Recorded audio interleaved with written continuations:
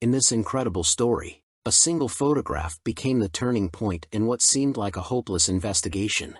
A detective's keen eye caught a detail in the image that ultimately led to a conviction.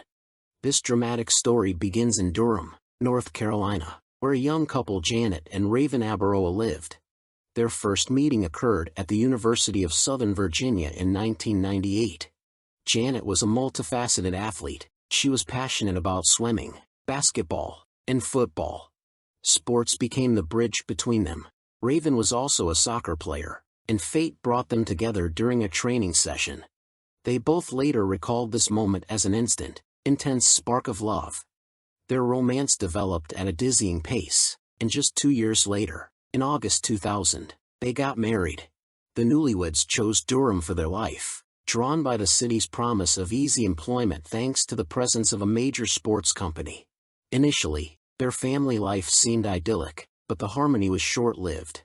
In 2003, Raven made a shocking confession. He admitted to numerous affairs with different women. This moment could have been the final chapter in their story, if not for an unexpected circumstance. Soon after, Janet discovered she was pregnant.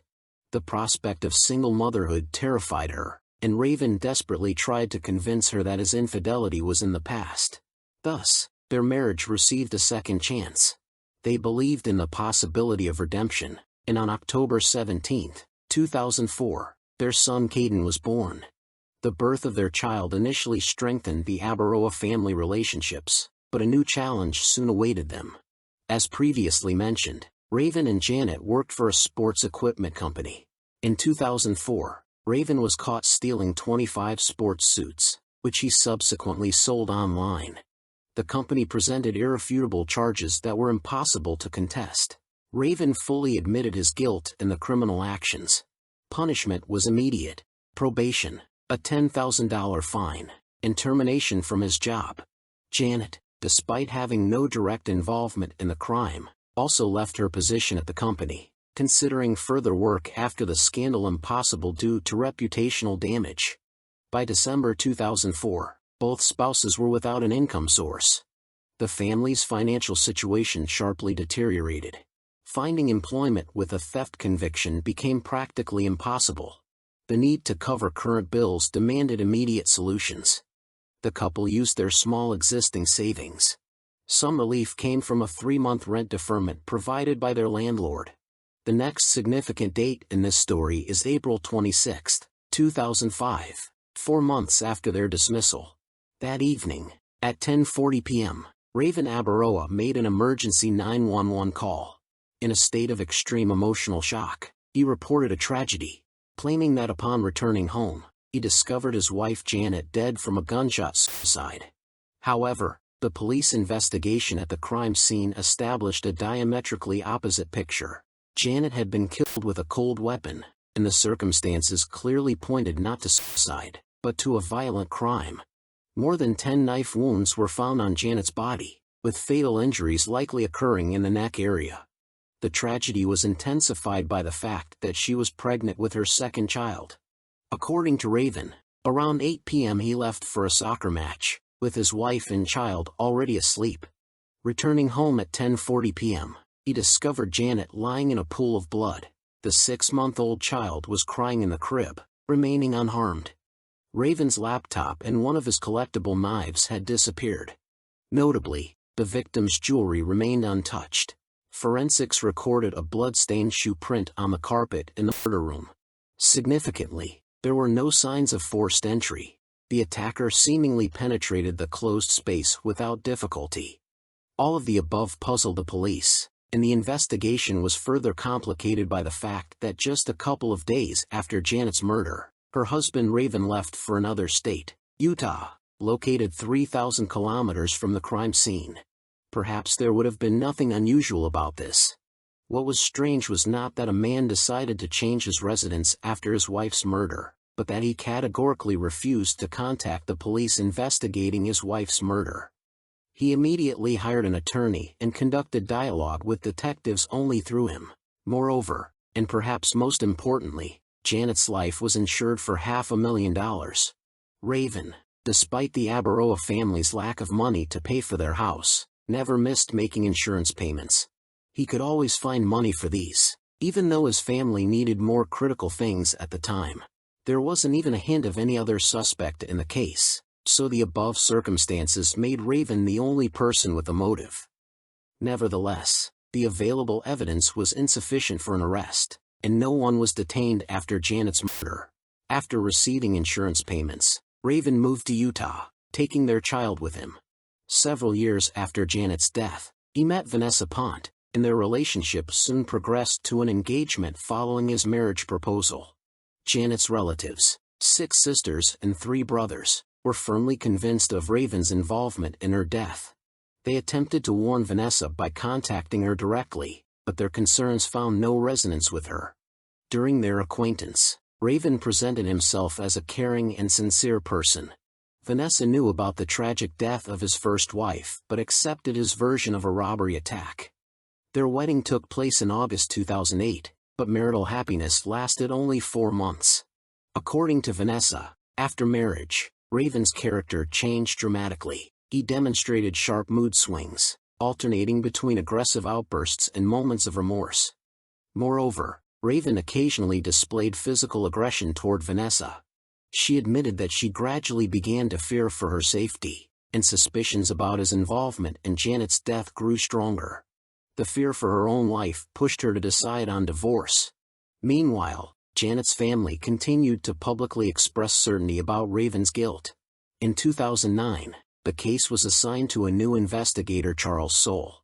Like his predecessors, he considered Raven the primary suspect, but formal charges required either physical evidence or serious circumstantial proof against the suspect. During meticulous examination of the case files, the detective discovered crucial details, with the first breakthrough coming from a single photograph. Soule noticed something that gave momentum to the investigation. What caught his attention? A small contact lens container stood on Janet's bedside table. If you enjoyed this video, please support my channel by subscribing and hit the bell icon to never miss my next video. This discovery prompted the detective to consider that Janet wore contact lenses, which her relatives confirmed. However, a critical question arose: why weren't the lenses found in the house? The container was empty.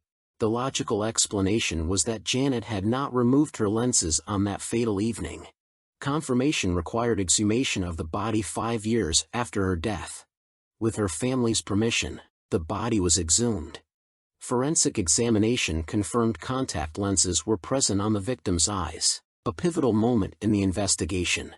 This finding was crucial, as it contradicted Raven's claim that his wife was asleep before his departure. People typically remove contact lenses before sleeping. This discrepancy in Raven's statement became grounds for his arrest. The trial began in May 2013. Despite lacking direct evidence of guilt, prosecution presented substantial circumstantial evidence. Beyond his lie about Janet sleeping, investigators discovered numerous contradictions in his testimony. Particular attention was drawn to Raven's laptop's disappearance during the alleged robbery. During a search, numerous backup disks from the reportedly stolen computer were found. While backup creation seems routine, investigators were suspicious that the last backup was made 1 day before the laptop's theft.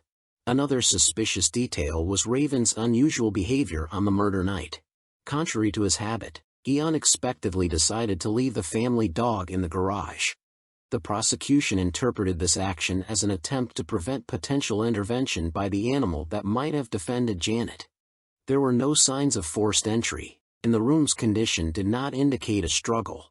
Considering Janet's athletic build, it was logical to assume she would have resisted an unknown attacker. The absence of fight marks suggested the perpetrator might have been someone from her close circle, from whom she did not expect aggression.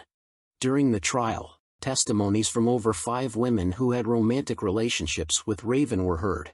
Their accounts were strikingly similar. Each described him as a person with aggressive tendencies who instilled fear. Moreover, the insurance policy became a significant prosecution argument. Despite serious financial difficulties, Raven consistently paid insurance premiums. Naturally, the defense contested the significance of these circumstantial pieces of evidence, and the key question became whether they were sufficient for a conviction. The result was a jury split. 11 leaned towards finding Raven guilty, while 1 insisted on his innocence. This outcome led to a mistrial, and a new hearing was scheduled for March 2014. However, before the retrial began, Raven chose to enter an Alford plea. The Alford plea represents a unique legal mechanism in American justice. According to this procedure, the defendant acknowledges that the collected evidence is sufficient to establish guilt, but does not admit to directly committing the crime. An Alford plea is a special form of guilt admission in the U.S. judicial system. Raven, using this procedure, agreed that the available evidence could convince a jury of his guilt, though he did not admit to committing the crime. Under the negotiated plea deal, he was found guilty of involuntary manslaughter and sentenced to 10 years in prison. Considering time already served in pretrial detention, Raven was released in 2017. The case continues to spark debates in legal circles. While individuals may assess the evidence's sufficiency differently, the most remarkable aspect of this investigation remains how a seemingly minor detail, contact lenses, could dramatically alter the entire case's trajectory and lead to a final verdict. Thanks for watching. If you enjoyed this video, don't forget to hit the like button. If you didn't, feel free to give it a dislike.